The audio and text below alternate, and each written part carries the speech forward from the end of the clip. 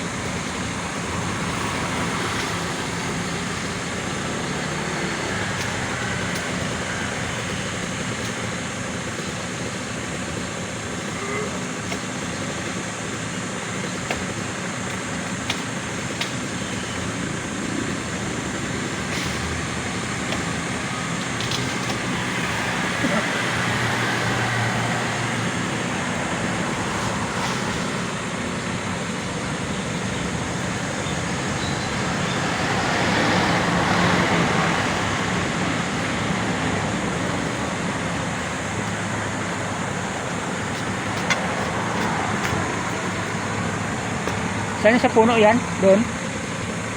Yan? Ano? Saan yan i-gamitin? Iwan? Ito ba? Saan ito gamitin? Yan, puno. Doon? Yun?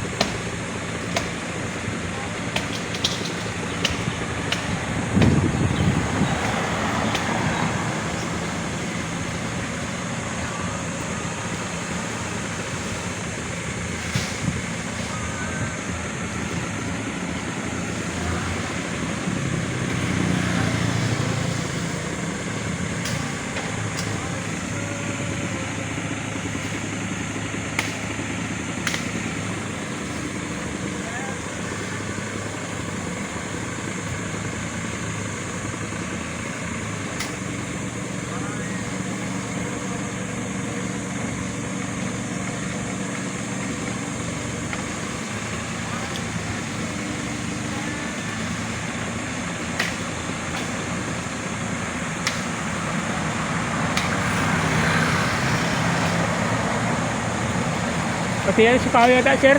Ito, kahoy na yan. Parang sa wire din eh. Ito, Hindi ko sabi sa ano namin kasi may reklamo dyan sa Baliti. baliti lang. Ah, okay. Ito mo gani, di ba? Oo. Pwede rin naman i-request na lang sa... Ah, okay. Baliti lang yung ano. Sa Yun, yung mas complain. Okay. Yung dahon pumunta sa... Okay.